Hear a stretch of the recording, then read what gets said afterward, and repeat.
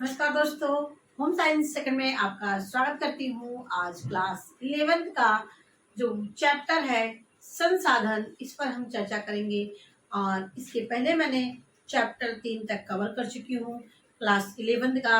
और इसका जो सिलेबस है हर बार से काफ़ी अलग है, इसीलिए इसको थोड़ा सा कवर करना आपके लिए बहुत ही इम्पोर्टेंट है। और थोड़ा सिलेबस की जो क्रियाएं हैं उसमें की क्रियाकलाप शब्द आ गया है कि कोई चीज करके उसमें बताया जाए। ये सभी चीजों को इसमें डिस्कस करना है, जिससे कि आपको एक्टिविटी भी इसमें आपको आए। तो ये आज आपके लिए चैप्टर 4 लेकर के आई हूँ, संसाधन क्या है।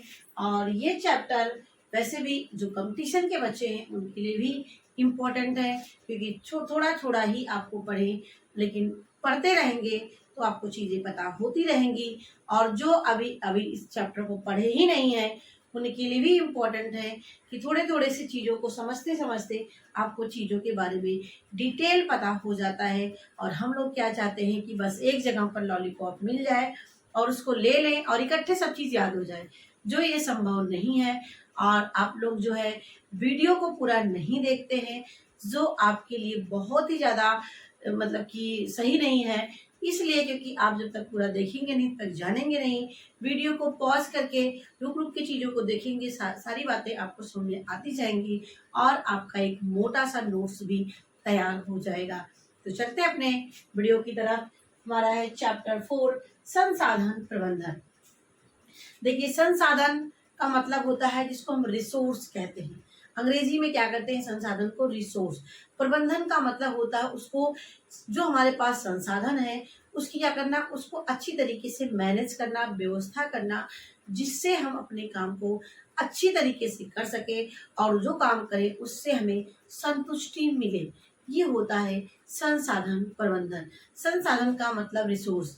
अब एक लाइन में हम कह सकते हैं कि हमारे जितने भी दैनिक क्रियाकलाप होते हैं, जो भी हम काम करते हैं, वो बिना संसाधन के उपयोग के संभव नहीं है। हमें काम करने के लिए संसाधन की जरूरत पड़ती ही है और ये संसाधन के बिना हमारा काम पूरा नहीं हो सकता है। और ये जो संसाधन होते हैं हर तरीके से काम को करने के लिए, जैसे मानवीय संसाधन हमारे होते हैं, अमानवीय संसाधन होते हैं। मानवीय का मतलब होता है कि जो हमारे मानव के अंदर जो गुण पाए जाते हैं, जो योग्यता पाई जाती है, क्षमता पाई जाती है, जो मानव के विशेषताएं होती हैं, यानी ज्ञान, रुचि, योग्यता, क्षमता, कुशलता, ठीक है, ये मानव के अंदर जो गुण पाए जाते हैं इसे मानवीय संसाधन कहते हैं। और जो मानव अपनी उद्देश्य की प्राप्ति करने के लिए क्या करता है, अमानवीय साधनों का, जैसे भौतिक वस्तुएं, धन और हमारी सार्वजनिक वस्तुओं, सार्वजनिक साधन का प्रयोग करता है, उसे ही क्या कहते हैं, अमानवीय साधन कहते हैं। तो ये आपको मैंने मोटा मोटा बता दिया। अब मैं आपको मेन पॉइंट पे चलते हैं, डिटेल में आपसे डिस्कस करते हैं। देखिए, मैंने यहाँ पे लिखा है प्रत्येक दिन जितने भी कार्यकलाप होते हैं बिना संसाधन के पूरे नहीं होते हैं।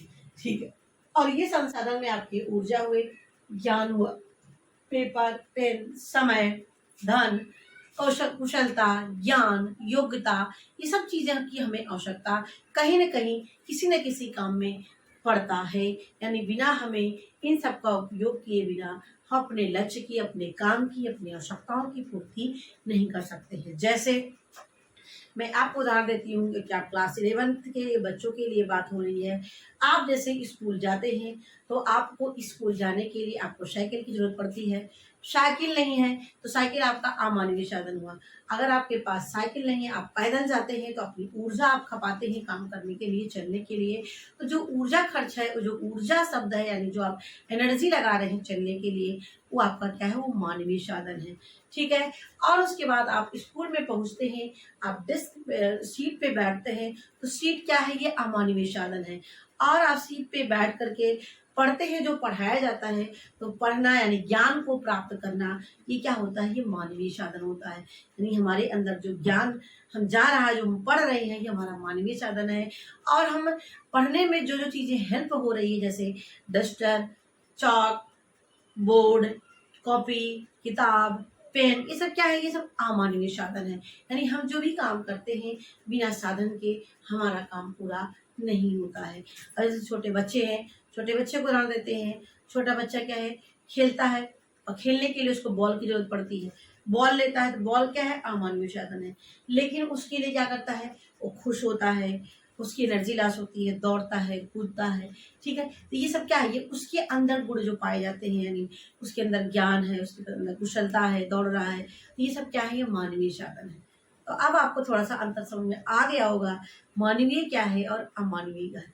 अमानवीय का मतलब जो भी वस्तुएं हमारे पास अगल बगल पाई जाती हैं, जिनका हम उपयोग करते हैं अपने उद्देश्य के अनुसार, उसे बोलते हैं अमानवीय साधन।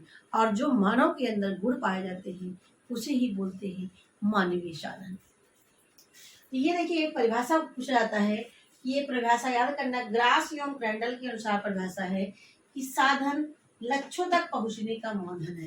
यानी जो साधन होता है, जो मानवीय और अमानवीय साधन होते हैं, जो हमने लक्ष्य बनाया है, उस लक्ष्य तक पहुंचने के लिए क्या होता है, उनकी हमें आवश्यकता पड़ती है।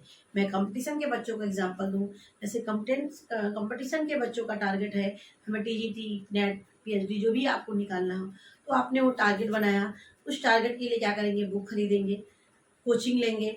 ठीक है, तो ये सब क्या है, ये भौतिक साधन हुए, अमानवीय साधन हुआ। इसके लिए आपको किताब तो हो गई, लेकिन किताब के लिए आपको दिमाग खर्च करना पड़ता है, ऊर्जा आपको चाहिए काम उसको पढ़ने के लिए, उसको पाने के लिए। तो ये हमारी ऊर्जा हुए, ज्ञान हुए, कुशलता हुए, ये क्या है, ये हमारे मानवीय साधन है। ठीक है, तो ये चीजें हुई, यानी साधन क्या होता है, हमें लक्ष्य तक पहुंचने का एक माध्यम होता है, और यही हमें साधन होते हैं जो हमें हमारे लक्ष्य तक पहुंचाने के लिए हेल्प करते हैं। अब आता है, देखिए, ग्रास एवं कैंडल के अनुसार है, निकिल और डार्सी के अनुसार दो प्रकार के उन्होंने मानवीय साधन इन्होंने भी बताया है। ग्रास एवं कैंडल ने भी दो प्रकार के बताया है, मानवीय और अमानवीय। निकिल और डार्सी ने बताया है मानवीय और अमानवीय। देखिए, मैंने दोनों नहीं लिखा है, बस लगभग से सेम चीजें हैं, जो अंतर है मैं वही बता रही हूँ। तो जो निकिल और डार्सी ने बताया कि जो समय होता है, ये समय अमानवीय साधन होता है, यानी ये मानव के अंदर नहीं है, ये तो समय सबके पास होता है, यानी समय को अमानवीय में रखा गया है। जबकि जो ग्रास एवं कैंडल ने समय को क्या रखा है कि ये मानवीय साधन है, क्योंकि समय का महत्व कौन समझता है, मनुष्य समझता है, जानवर से या अन्य जो हमारे जीव जंतु होते हैं उनसे मतलब नहीं, यानी समय का मूल्य समझता है केवल मानव ही। तो इन्होंने कहा कि जो समय होता है वो मानवीय संसाधन है। किसने कहा, ग्रास एवं कैंडल ने कहा। जबकि निकिल और डार्सी ने कहा कि जो समय होता है ये क्या है, ये अमानवीय साधन है। बस ये दोनों बातें आप याद रखिएगा।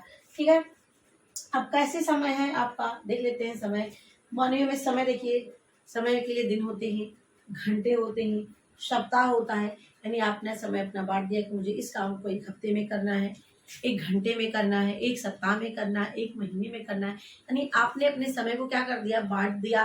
किसके लिए, अपने लक्ष्य को प्राप्त करने के लिए, अपने उद्देश्य को प्राप्त करने के लिए ये आपने उस चीज को बांट दिया।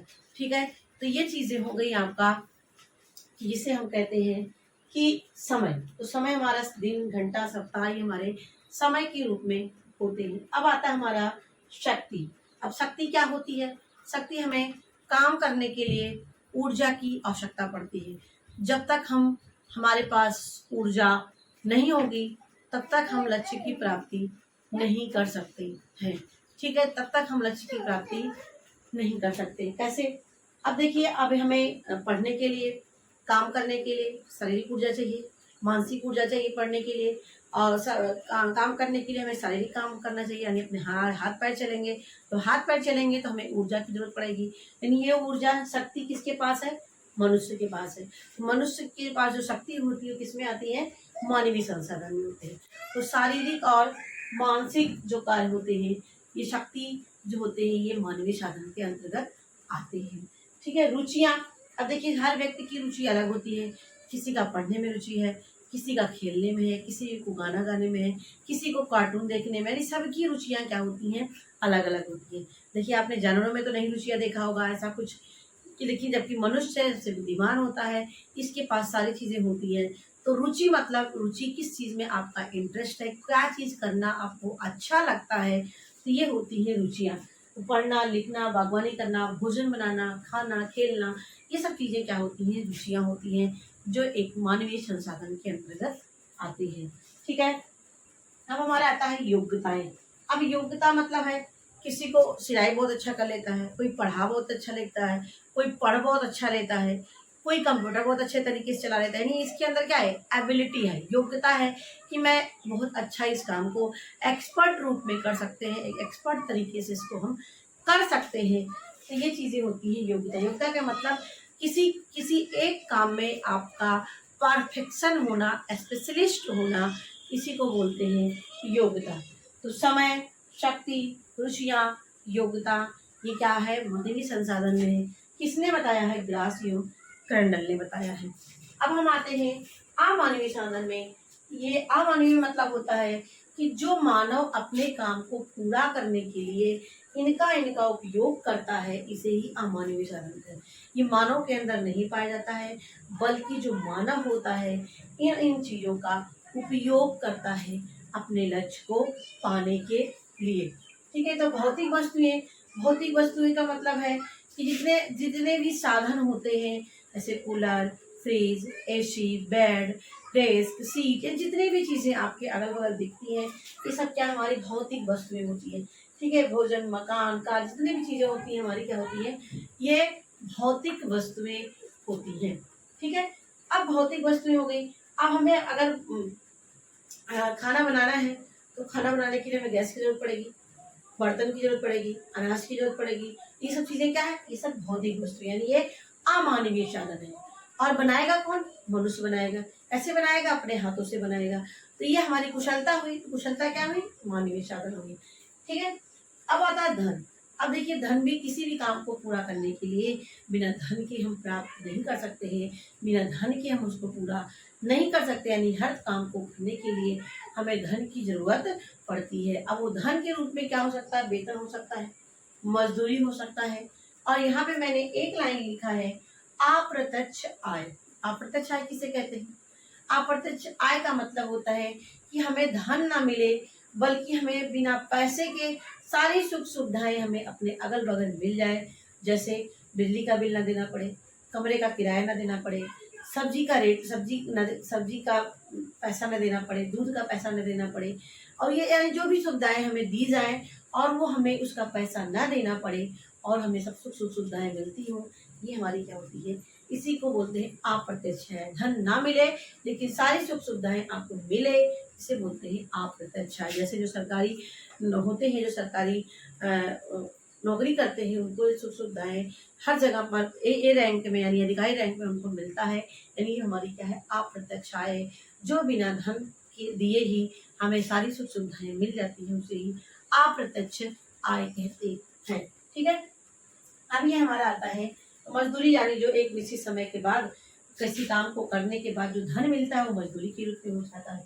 बचत के रूप में, यानी हमें जो हमारे पास पैसा आया उसमें से कुछ भविष्य के लिए बचा करके रख लिया, गुल्लक में रख लिया, बैंक में रख लिया, डाकखाने में रख लिया, ये हमारे बचत के रूप में धन हुआ। जब हमें कभी काम आए तो हमारा वो पैसा हमारे आवश्यकताओं को पूरा कर सकती। ठीक है। अब एक शब्द यहाँ पे आया है, सामुदायिक सुविधाएं। सामुदायिक सुविधाएं किसे कहते हैं, ऐसी सुविधाएं जो बिना पैसा खर्च किए हम उनका उपयोग करते हैं, उसे ही क्या बोलते हैं, सामुदायिक या सार्वजनिक सुविधाएं, जो सबके लिए होता है। जो सबके का मतलब जितनी भी सरकारी सुविधाएं होती हैं, ये किसी एक के लिए नहीं होता, बल्कि चाहे वो अमीर हो, गरीब हो, कोई भी हो, पुरुष हो, महिला हो, सबके लिए होता है।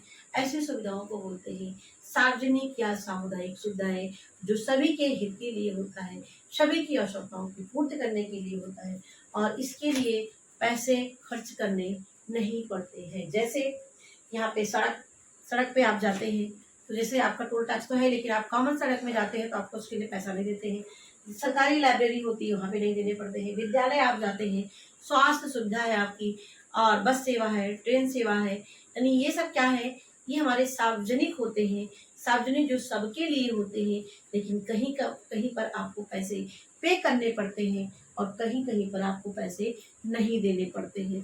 ठीक है। तो यानी ऐसी सुख सुविधा जो सभी के लिए होता है और जो सबके लिए खुला होता है, किसी में कोई रोक टोक नहीं होता है। ठीक है। ऐसी सुविधाओं को बोलते हैं सामुदायिक सुविधाएं। अब हम आते हैं कुछ व्यक्तिगत और सामूहिक संसाधन होते हैं। व्यक्तिगत का मतलब इसमें हमारा अपना अधिकार है, जैसे हमारा कॉपी किताब है, हम कक्षा 10 में है, 12 में है, जिसमें भी है, ये हमारी किताब है, हमारी कॉपी है, हमारे साथ डेस्क है, ये सब हमारे हैं। यानी वो हमारा व्यक्तिगत साधन होते हैं, इसमें किसी का उसमें हस्तक्षेप नहीं होता है।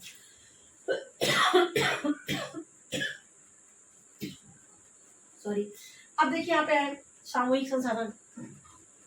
अब इसमें जो हमारे सामूहिक संसाधन होते हैं, इसमें जो समूह के लिए होते हैं, जैसे किसी संस्था में आप काम करते हैं, मान लीजिए आप किसी स्कूल में काम करते हैं, जैसे बोर्ड हुआ, चौक हुआ, डस्टर हुआ और अन्य सुख सुविधाएं जो हुई स्कूल का, वो सबके लिए होता है। यानी वो सुख सुविधाएं क्या होती है, सामूहिक संसाधन वो सबके लिए होते हैं। ठीक है। अब आता है प्राकृतिक और सामुदायिक संसाधन। प्राकृतिक मैंने आपको बता ही दिया। प्राकृतिक संसाधन में जैसे आपके पेड़ पौधे, जीव जंतु और अन्य सामान जितने भी यानी जो हमें प्रकृति के द्वारा प्राप्त होते हैं, वो हमारी क्या होती है, प्राकृतिक संसाधन होते हैं, जिसके बिना हमारा जीवन भी संभव नहीं है। जैसे हवा, पानी, सूर्य, जल, ये सब हमारे क्या है, प्राकृतिक संसाधन है। इनकी हमें आवश्यकता पड़ती है, बिना इसके हमारा जीवन संभव नहीं होता है। अब आता है हमारा सामुदायिक संसाधन। सामुदायिक संसाधन में क्या होता है कि ये पूरे समुदाय के, जैसे मैंने आपको बताया, सामुदायिक सुविधाएं, यही आपका सामुदायिक संसाधन होता है, जो सभी के लिए होता है और सभी की आवश्यकताओं की पूर्ति करता है। अब आता है जैसे हमारा डाकखाना सेवा, सड़क सेवा, पुलिस सेवा, ठीक है, ये सबसे सबके लिए होते हैं। ठीक है। अब हम आते हैं नेक्स्ट, संसाधन की विशेषताएं। क्या है, संसाधन की विशेषताएं। यानी संसाधन में क्या क्या क्वालिटी होती है, साधन हमारे उपयोगी होते हैं। संसाधन यानी जितने भी संसाधन है सब हमारे लिए क्या होते हैं, उपयोगी है। बल्कि हम ये जाने कि जो हमारे संसाधन है कितना हम इनका अधिक से अधिक उपयोग करें और ये हमें ज़्यादा से ज़्यादा संतुष्टि मिल सके और ये हमारे उपयोगी होते हैं। यानी हमारे पास जो भी संसाधन उपलब्ध है इनका हम उपयोग करना जाने, कैसे इसका उपयोग, कैसे हमारे पास मिक्सी है तो हमें मिक्सी चलाना आना चाहिए, हमारे पास अन्य संसाधन है वो हमें चलाने आना चाहिए। ऐसा नहीं है कि हमारे पास रखा हुआ उसको हम उपयोग न जाने, ऐसा नहीं। क्योंकि हर साधन क्या होते हैं, उपयोगी होते हैं। साधन क्या होते हैं, सीमित होते हैं। देखिए सीमित संसाधन अगर है, मतलब अगर सीमित का मतलब होता है कि जो हमारे पास थोड़ा है उस थोड़े से हमें ज़्यादा से ज़्यादा काम को करना है। जैसे आपके पास समय सीमित होते हैं, धन सीमित होते हैं और अन्य भी ज़्यादा सीमित होते हैं कि इतने दिन में ही इतना चलाना है और इतने में हमारे इतने काम को पूरा करना है।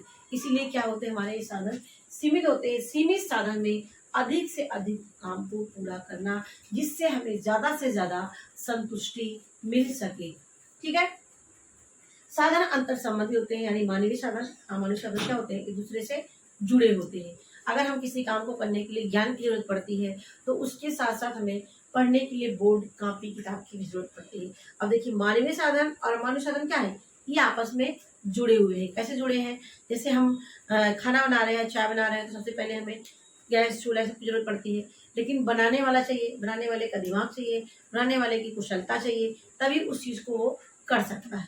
यानी कुशलता मानवीय साधन हुआ, गैस अमानवीय साधन है। गैस के बिना हम भोजन को नहीं बना सकते हैं। ठीक है। तो ये चीज़ें हो गई कि जो हमारे साधन होते हैं ये एक दूसरे से अंतर संबंधित होते हैं, एक दूसरे से जुड़े होते रहते हैं। सभी साधनों पर व्यवस्थापन प्रक्रिया लागू होती है। अब देखिए व्यवस्थापन प्रक्रिया में क्या होता है, आयोजन, नियंत्रण, मूल्यांकन, ये सब होते हैं। और ये आयोजन, नियंत्रण, मूल्यांकन मतलब कि जो हमारे जितने भी साधन का उपयोग करते हैं इस पर भी ये लागू होता है। यानी जो भी साधन है पहले उसको पूछेंगे कि कैसे करना है, कब करना है, किस तरीके से करना है, कौन इसको करेगा। तो ये सब क्या है, यानी हमारे जो साधन होते हैं उस साधनों का उपयोग के लिए भी हमें व्यवस्थापन की प्रक्रिया का जरूरत पड़ती है। यानी आयोजन, नियंत्रण, मूल्यांकन का कार्य करना पड़ता है। अब आता है हमारा जीवन की गुणवत्ता का निर्धारण भी होता है। अगर हमारे पास साधन है, मानवीय साधन है, अमानवीय साधन है, तो हमारे जितने भी कार्य होते हैं अच्छे तरीके से होंगे और हमारा स्तर भी क्या होगा, अच्छे स्तरों में गिना जाएगा। अगर हमारे पास साधन नहीं है, कुछ मानवीय साधन तो है, अमानवीय साधन नहीं है या कम है, तो हमारे स्तर पर भी प्रभाव उसका पड़ता है। ठीक है। जैसे हमारे कह सकते हैं कि जो गरीब लोग होते हैं उनके पास ज्ञान, रुचि, योग्यता, क्षमता तो है, लेकिन अगर धन उनके पास पूरा नहीं है तो उनके जितने भी कार्य होते हैं उसमें क्या होती है, बाधा उत्पन्न होगी। यानी उनके कार्य पूरी तरीके से संतुष्टिदायक नहीं होंगे। यानी हमारे जो साधन होते हैं वो हमारी गुणवत्ता, जीवन की गुणवत्ता का भी निर्धारण करते हैं। तो ये सब मैंने आपको बताया कि संसाधन क्या होते हैं, संसाधन कितने प्रकार के होते हैं, संसाधन की क्या विशेषताएं होती हैं, मानवीय साधन में क्या होते हैं, अमानवीय में क्या आते हैं। निखिल और डार्सी ने बताया कि जो समय होता है वो अमानवीय साधन है, जबकि ग्रास एवं कैंडल ने बताया जो समय होता है वो मानवीय साधन है। तो आशा करती हूँ हमारी वीडियो आपको अच्छी लगी होगी। तो एक बार हमें जरूर कमेंट में बताइएगा आपको कैसे लगी, और क्लास 11 के लिए हमारे बच्चे देख रहे हैं तो जरूर से जरूर हमें बताइएगा कि ये आपको कैसे लग रही है और इसमें मैं आपके लिए क्या कर सकती हूँ जिससे आपको अच्छे से समझ में आ जाए। तो एक बार फिर से आपको बहुत बहुत धन्यवाद।